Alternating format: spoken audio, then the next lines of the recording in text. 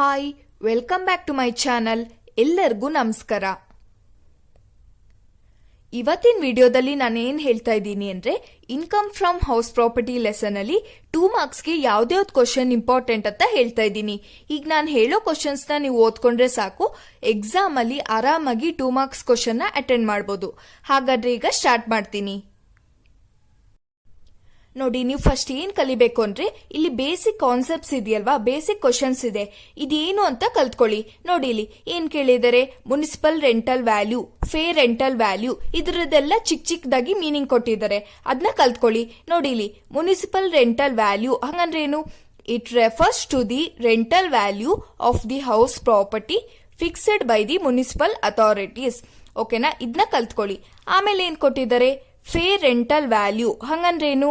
It refers to the rental value of similar accommodation in the same locality. ಓಕೆನಾ, ಇದೆಲ್ಲ problem ಮಾಡುವಾಗ ಬರುತ್ತೆ, ಆದ್ರೆ ಇದ್ರದ್ದು ಮೀನಿಂಗ್ ನ ಕಲ್ತ್ಕೊಳ್ಳಿ. ಆಮೇಲೆ ಏನ್ ಬರುತ್ತೆ? ಸ್ಟ್ಯಾಂಡರ್ಡ್ ರೆಂಟ್ ಹಂಗಂದ್ರೆ ಏನು? It refers to the rental value fixed by the rent control act. ಓಕೆನಾ, ಇದನ್ನೆಲ್ಲ ಕಲ್ತ್ಕೊಳ್ಳಿ. ಇದೇನ್ ತುಂಬಾ ಕಷ್ಟ ಇಲ್ಲ, ತುಂಬಾ ಸಿಂಪಲ್ ಆಗೇ ಇದೆ. ಇದನ್ನ ಬಾಯಾಟ ಓಡ್ಬೇಕು ಅಂತ ಏನಿಲ್ಲ, ಆರಾಮಾಗಿ ಕಲಿತಾ ಹೋಗಿ. ನೋಡಿ, ಆಮೇಲೆ ಏನಿದೆ? Annual rental value. ಓಕೆನಾ, ಹಂಗಂದ್ರೇನು? It refers to the rent received or receivable by the owner of the property. ಓಕೆನಾ, ನೆಕ್ಸ್ಟ್ ಏನಿದೆ? Unrealised rent. ಇದು ಕೂಡ ಪ್ರಾಬ್ಲಮ್ ಮಾಡುವಾಗ ಬರುತ್ತೆ. ನೋಡಿ, ಇಲ್ಲಿ it is the total amount of rent that the owner was not able to collect from the tenant. ಹಂಗಂದ್ರೇನು? ಓನರ್ಗೆ ಟೆನೆಂಟ್ ಇಂದ ಯಾವ ಅಮೌಂಟ್ ನ ಹಂಗಂದ್ರೆ ರೆಂಟ್ ನ ಕಲೆಕ್ಟ್ ಮಾಡ್ಕೊಳಕ್ ಆಗಲ್ಲ, ಅದನ್ನ ಏನಂತ ಕರಿತೀವಿ? ಅನ್ರಿಯಲೈಸ್ಡ್ ರೆಂಟ್ ಅಂತ ಕರಿತೀವಿ. ಓಕೆನಾ, ಇದನ್ನ ನೀವು ಬರೀಬೇಕು ಮೀನಿಂಗ್ ಕೇಳಿದ್ರೆ. ಆಮೇಲೆ ನೆಕ್ಸ್ಟ್ ಏನು? Vacancy period rent. It refers to the rent amount of the house for vacancy period. ಓಕೆನಾ, ಇದ್ರ ಮೀನಿಂಗ್ ಬರೀರಿ. ಆಮೇಲೆ ನೆಕ್ಸ್ಟ್ ಏನ್ ಬರುತ್ತೆ? ಇಂಟ್ರೆಸ್ಟ್ ಆನ್ ಬೋರೋಡ್ ಕ್ಯಾಪಿಟಲ್, ಅದ್ರ ಮೀನಿಂಗ್ ನ ಬರೀಬೇಕು. Interest on loan taken by the assessee for the construction of the house or acquisition purchase of the house. ಓಕೆನಾ, ಇಷ್ಟನ್ನ ನೀವು ಬರೀಬೇಕಾಗುತ್ತೆ. ನೋಡಿ, ಇದನ್ನೆಲ್ಲ ಫಸ್ಟ್ ಇಂದ ತೋರಿಸ್ತೀನಿ, ಯಾಕಂದ್ರೆ ನಿಮಗೆ ಬರ್ಕೊಳ್ಳೋದಕ್ಕೆ ಬೇಕಾಗುತ್ತಲ್ವಾ, ಹಾಗಾಗಿ.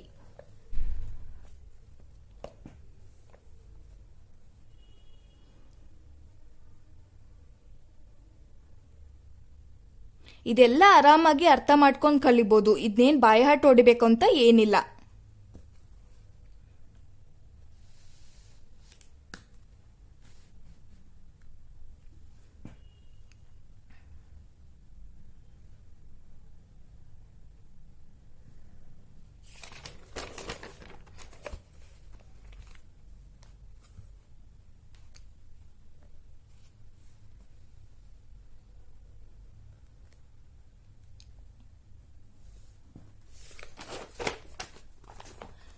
ಈಗ ಇಷ್ಟು ಕ್ವಶನ್ಸ್ ಆಯ್ತಲ್ವಾ, ನೆಕ್ಸ್ಟ್ ಏನ್ ಕಲಿಬೇಕು ಅಂತ ಹೇಳ್ತೀನಿ.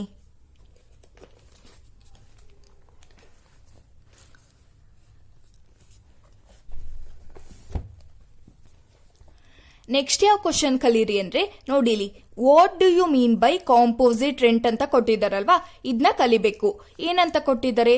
When a building is let out to a person along with other facilities, for example electricity, air cooler, water pump, the rent collected is called composite rent, and the rent of the building can be separated from rent of the such facilities. ಓಕೆನಾ, composite rent ಕೊಟ್ಟಾಗ ಇದನ್ನ ಬರಿಬಹುದು. ಇದು ಅರ್ಥ ಆಗಿಲ್ಲ ಅಂದ್ರೆ, ನಿಮಗೆ ಇನ್ನೊಂದು definition ಬೇಕು ಅಂದ್ರೆ ನೋಡಿ, ಇದನ್ನು ಬರಿಬಹುದು. Composite rent, it refers to the rent collected by the owner for the house property let out along with the facilities of water, gardening, staircase, lighting, security charges, pump maintenance, parking charges, etc. Composite rent cannot be included in annual rental value. ಓಕೆನಾ, ನೀವು ಯಾವ್ದನ್ನ ಬೇಕಾದ್ರೂ ಬರಿಬಹುದು, ಎರಡು ಒಂದೇ.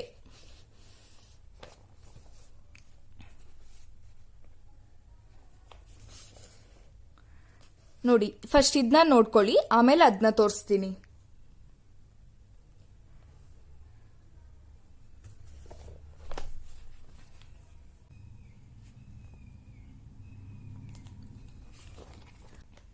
Okay, next ಯಾವ್ದು ಕಲಿಬೇಕು ಅಂದ್ರೆ what do you mean by standard rent. ಓಕೆನಾ, ಸ್ಟ್ಯಾಂಡರ್ಡ್ ರೆಂಟ್ ಅಂದ್ರೆ ಏನು ಅಂತ ಕಲಿಬೇಕು. ನೋಡಿ, where rent control act is applicable, the rent fixed by the act is called standard rent. ಓಕೆನಾ, ಇದನ್ನ ಬರಿಬೇಕಾಗುತ್ತೆ ನೀವು. ಅವಾಗ್ಲೂ ಕೂಡ ತೋರಿಸಿದೀನಿ ನೋಡಿ, ಇಲ್ಲೂ ಕೂಡ ಸ್ಟ್ಯಾಂಡರ್ಡ್ ರೆಂಟ್ ಇತ್ತು. It refers to the rental value fixed by the rent control act. ಯಾವ್ದನ್ನ ಬೇಕಾದ್ರೂ ಬರಿಬಹುದು, ಎರಡು ಒಂದೇ. ನೋಡಿ, ಸ್ಟ್ಯಾಂಡರ್ಡ್ ರೆಂಟ್. ಓಕೆನಾ, ಇದಾಯ್ತು. ನೆಕ್ಸ್ಟ್ ಏನ್ ಕಲಿಬೇಕು ಅಂದ್ರೆ what do you mean by de facto rent. ಓಕೆನಾ, ಇದೆಲ್ಲೂ ಇಲ್ಲ, ನೀವು ಇಲ್ಲೇ ಕಲಿಬೇಕಾಗುತ್ತೆ. De facto rent means the amount arrived at after making adjustments in actual rent in respect to tenants, obligations undertaken by the owner and owner's obligation undertaken by the tenant. ಓಕೆನಾ, D facto rent ಅಂದ್ರೆ ಏನು ಅಂತ ಕಲ್ತ್ಕೊಳ್ಳಿ.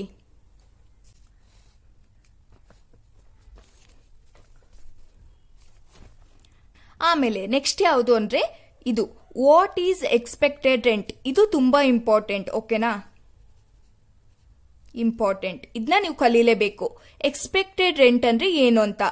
Rent obtain after deducting the expenses incurred by the owner of the building towards certain amenities provided to the tenants such as lift maintenance, staircase lightning, garden maintenance etcetera from actual rent receivable.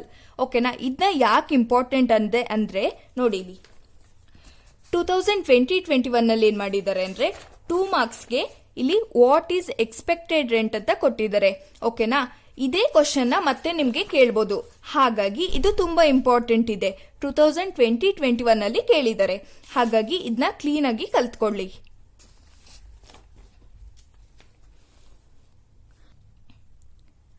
Next ಏನ್ ಕಲ್ತ್ಕೊಳ್ಳಿ ಅಂದ್ರೆ what is annual value. ಓಕೆನಾ, annual value ಅಂದ್ರೆ ಏನು ಅಂತ ಕಲ್ತ್ಕೊಳ್ಳಿ. ಇದು ಕೂಡ ತುಂಬಾ important. ಯಾಕಂದ್ರೆ ನೋಡಿ, ಇಲ್ಲಿ 2020-21 ನಲ್ಲಿ ಡಿಫೈನ್ ಆನ್ಯುಯಲ್ ವ್ಯಾಲ್ಯೂ ನೋಡಿ ಈ ಕ್ವಶನ್ ಕೊಟ್ಟಿದ್ದಾರೆ. ಹಾಗಾಗಿ ತುಂಬಾ ಇಂಪಾರ್ಟೆಂಟ್. ಯಾರಿಗ್ ಗೊತ್ತು, ಮತ್ತೆ ನಿಮ್ಗೆ ಕೇಳ್ಬೋದು. ಹಾಗಾಗಿ ಆನ್ಯುಯಲ್ ವ್ಯಾಲ್ಯೂ, ಎಕ್ಸ್ಪೆಕ್ಟೆಡ್ ರೆಂಟ್ ಇದ್ರದ್ದೆಲ್ಲ ಮೀನಿಂಗ್ ನ ಚೆನ್ನಾಗಿ ಕಲ್ತ್ಕೊಳ್ಳಿ.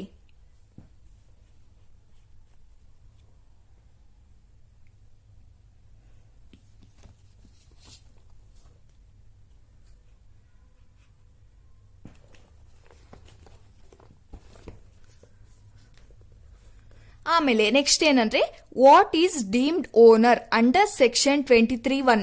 ಓಕೆನಾ, ಡೀಮ್ಡ್ ಅಸಸಿ ಅಂತ ಬರುತ್ತೆ, ಅದು ಫಸ್ಟ್ ಲೆಸನ್ ಅಲ್ಲಿ ಬರೋದು, ಅದು ಬೇರೆ ಆನ್ಸರ್. ಇದೇನು ಡೀಮ್ಡ್ ಓನರ್. ಓಕೆನಾ, ಇದನ್ನ ನೀವು ಬೇರೆ ಕಲಿಬೇಕು. ಏನು, an individual who is not the real owner of the property but he is treated or deemed to be a owner of property for income tax purpose is called as deemed owner. ಓಕೆನಾ, ಇದನ್ನ ಕಲ್ತ್ಕೊಳ್ಳಿ. ನೋಡಿ, next ಇದು important. ಯಾವುದು ಅಂದ್ರೆ pre construction period. Pre construction period ಯಾವಾಗ ಬರುತ್ತೆ ಹೇಳಿ, ಪ್ರಾಬ್ಲಮ್ ಮಾಡುವಾಗ ಬರುತ್ತೆ. ಅದ್ರ ಮೀನಿಂಗ್ ಬರಿಬೇಕು. ನೀವು ಇದನ್ನ ಬೇಕಾದ್ರೂ ಬರಿಬಹುದು, ಇಲ್ಲಾಂದ್ರೆ ಇನ್ನೊಂದು ಮೀನಿಂಗ್ ಕೊಡ್ತೀನಿ. ನೋಡಿ, ಇಲ್ಲಿ ಏನ್ ಕೊಟ್ಟಿದ್ದಾರೆ, it is the period starting from, ಯಾವಾಗಿಂದ ಸ್ಟಾರ್ಟ್ ಆಗುತ್ತೆ ಅಂತ ಬರಬೇಕು. Date of borrowing the loan, ಆಮೇಲೆ ಎಂಡ್ಸ್ ಆನ್, ಯಾವಾಗ ಎಂಡ್ ಆಗುತ್ತೆ ಅಂತ. Date of repayment of loan or 31st immediately prior to the date of completion of construction, acquisition, whichever is earlier. ಓಕೆನಾ, ಇದನ್ನ ಬರಿಬಹುದು. ಪ್ರೀ ಕನ್ಸ್ಟ್ರಕ್ಷನ್ ಪೀರಿಯಡ್ ಇದು 2 ಮಾರ್ಕ್ಸ್ಗೆ important.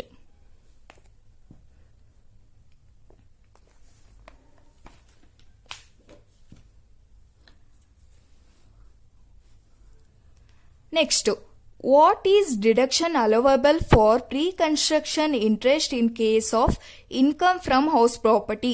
ಇದು ಕೂಡ ಪ್ರಾಬ್ಲಮ್ ಮಾಡುವಾಗಲೇ ಬರುತ್ತೆ.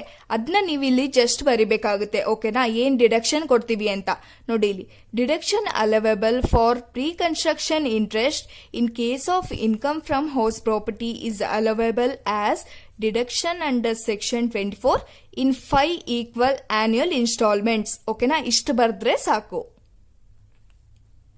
ಇದೆಲ್ಲ ಏನ್ ಸಪರೇಟ್ ಆಗಿ ಏನಿಲ್ಲ, ಪ್ರಾಬ್ಲಮ್ ಮಾಡುವಾಗ ಏನ್ ಬರುತ್ತೆ ಅದನ್ನೇ ಇಲ್ಲಿ ಮೀನಿಂಗ್ ಆಗಿ ಬರೆಯೋದು.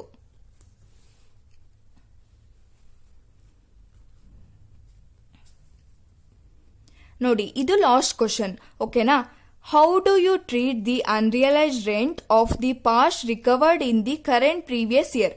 ಓಕೆನಾ, ಇದನ್ನು ಕೂಡ ಪ್ರಾಬ್ಲಮ್ ಮಾಡುವಾಗ ಹೇಗ್ ಮಾಡಬೇಕು ಅಂತ ಹೇಳಿದ್ದೀನಿ, ಅದನ್ನೇ ಮೀನಿಂಗ್ ಆಗಿ ಬರಿಬೇಕು. ಓಕೆನಾ, unrealized rent allowed in the earlier previous year but recovered during the previous year is taxable under the head income from house property. ಓಕೆನಾ, ಹೀಗೆ ಬರಬೇಕು. ನಾನೀಗ ಯಾವ್ದ್ಯಾವ್ದು ಕ್ವಶನ್ ಹೇಳ್ದೆ ಅಲ್ವಾ, 2 ಮಾರ್ಕ್ಸಿಗೆ ಯಾವ್ದ್ಯಾವ್ದು ಇಂಪಾರ್ಟೆಂಟ್ ಅಂತ, ನೀವು ಇಷ್ಟನ್ನ ಕಲ್ತ್ಕೊಂಡ್ರೆ ಸಾಕು, ಆರಾಮಾಗಿ ಇನ್ಕಮ್ ಫ್ರಮ್ ಹೌಸ್ ಪ್ರಾಪರ್ಟಿಯಿಂದ 2 ಮಾರ್ಕ್ಸ್ ಕ್ವಶನ್ನ ಅಟೆಂಡ್ ಮಾಡ್ಬೋದು. ಹಾಗಾಗಿ ಕ್ಲೀನಾಗಿ ಕಲ್ತ್ಕೊಂಡು ಎಕ್ಸಾಮ್ನ ಅಟೆಂಡ್ ಮಾಡಿ.